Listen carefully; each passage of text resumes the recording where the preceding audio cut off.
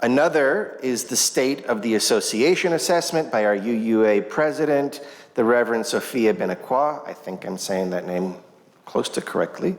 And then there is the Ware Lecture, which is most often delivered by a prominent non-UU.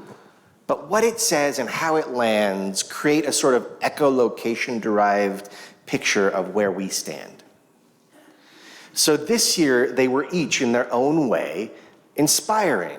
Reverend Benacqua's address articulated the many ways our association and individual congregations are meeting this historical moment. The default understanding being that this historical moment sucks.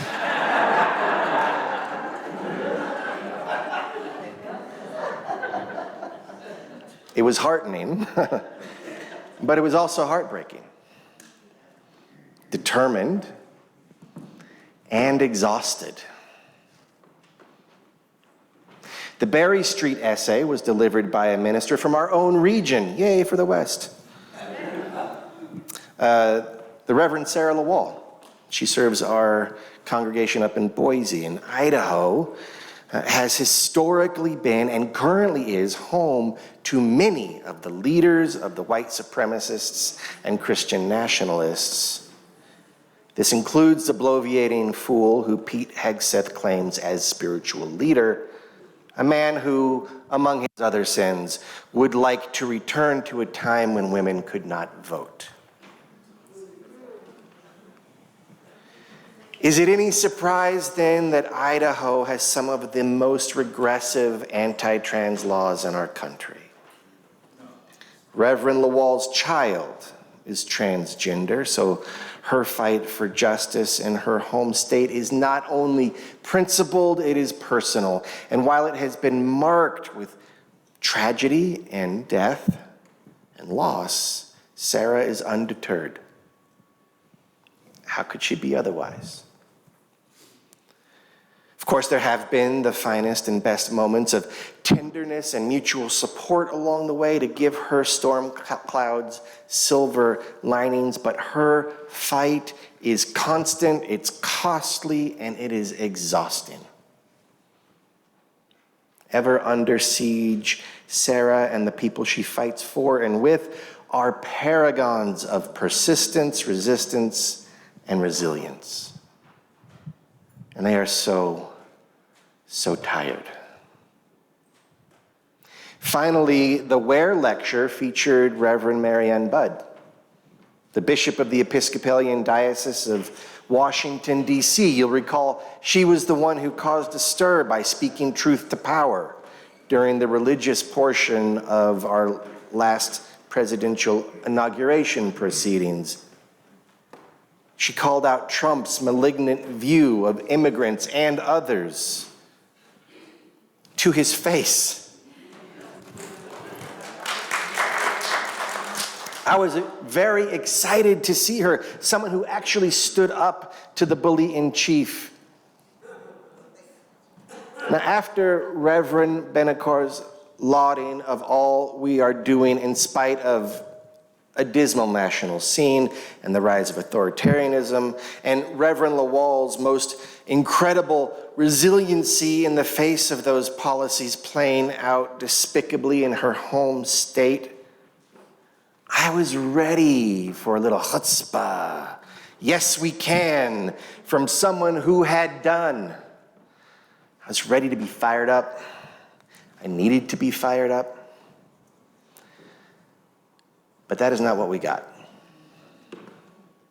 Reverend Budd was reflective. She was careful and deliberate, all good things. But she was not what I would call inspiring, nor even particularly comforting. She seemed both wary and weary, if no less determined. And in the face of that, she came off as more pragmatic than inspirational. And we need pragmatic. But we need more than pragmatic. And it is increasingly true and seem to come through in all of these reflections.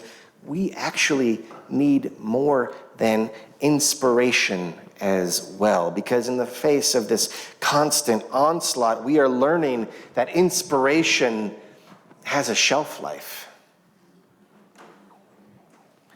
And so it was that hope became a major theme of each speaker and of the subsequent conversations. Is hope adequate or not?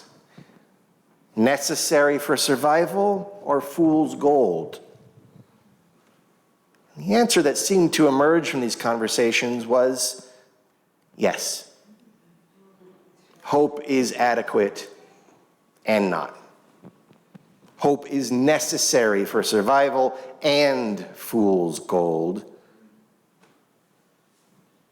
Because our times suck.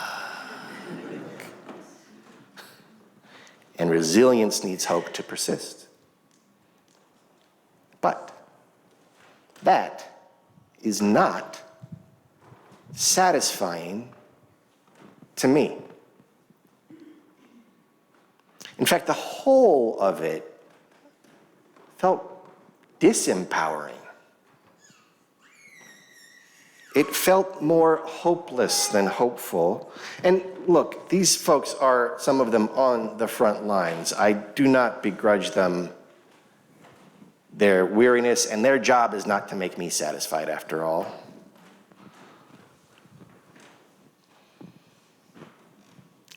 But it felt like they were exhausted and running on fumes, and that's because we are. We are running on the fumes of hope. We UUs are really good at acting, at showing up, at leading the charge. Reverend Buddy identified us as such. We lead the charge. We're first into the fray based on our values and compelled by our principles. But when our values and principles get swatted aside as they encounter sheer, unregulated, unscrupulous power, we find ourselves dangling over the abyss of our greatest weakness as a tradition, which is nothing less than a poorly articulated, difficult to find groundedness in faith.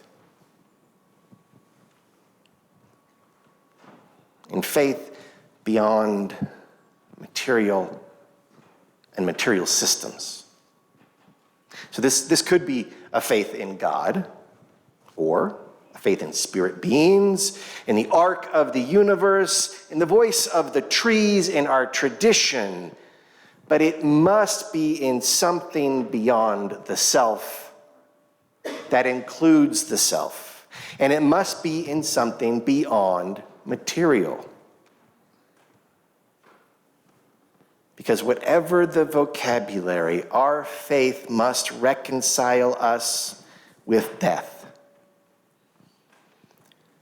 by connecting us to the essential and universal holiness of being. There is courage there. And that, in my opinion, is what is needed. It has been what's always been needed, and what is needed most desperately right now. For that kind of faith is what will carry us through the storm, not meekly. Faith is deeper than hope. I've said it before, revelations are not based on hope, they're based on faith. Faith that we will prevail in spite of any odds. And I don't mean faith in a Deus ex machina style salvation. I mean faith in our work. Faith requires work just as work requires faith. So I wanted faith, and I got hope. The fumes of hope. And it was not perfect. It was not enough. So the question for you is, do you have faith? I mean deep faith, unshakable? Do you have that kind of faith? Do you have faith in something beyond the material that is bigger than you but includes you, that reconciles you with death? Maybe you do. It's possible you don't. We could still win without it, but it will be a more dismal march to victory and less assured and more volatile, persistent but not consistent. So I say unto you, friends, find your faith. Maintain your faith. Root yourself in it, work for it, and it will work for you. Faith requires work. If faith does not elicit work, then it is not faith, it is fantasy. So when I say faith, I do not mean magical thinking. I mean a connection to that which is bigger than you, that includes all of those connections, which necessarily gives way to an embodied reciprocity. That's a lot of words, but that's the kind of faith I'm talking about, practicable faith.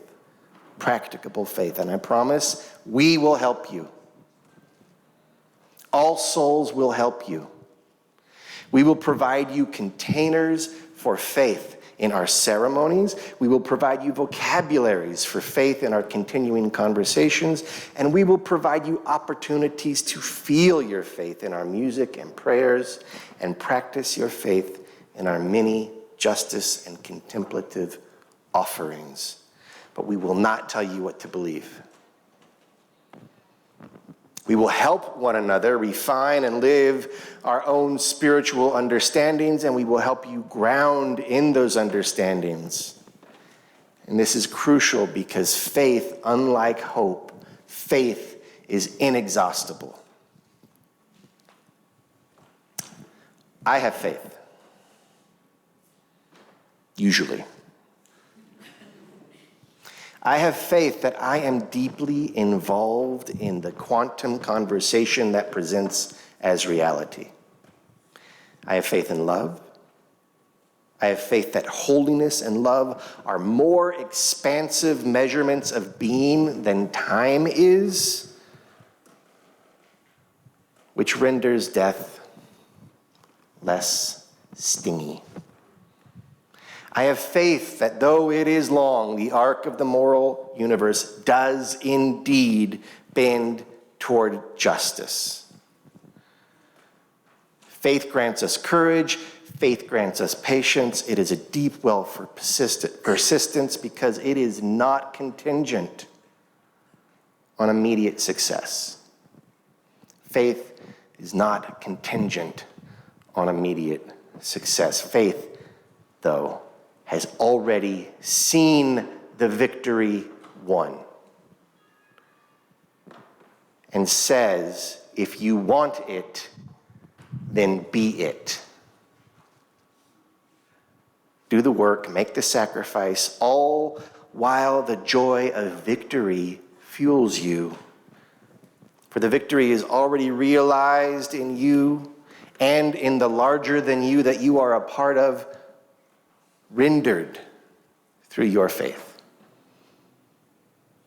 This is the now and not yet that is not exhausting, but rather fills us with the conviction of the righteous and the compassion of the ever grateful. Have faith, my friends. Not hope, not inspiration, or not these things alone. Faith. Have faith, and the peace of the ever-evolving universe will be yours, as will its strength. And you will be as it is, as we are, as we will be, indomitable. Have faith.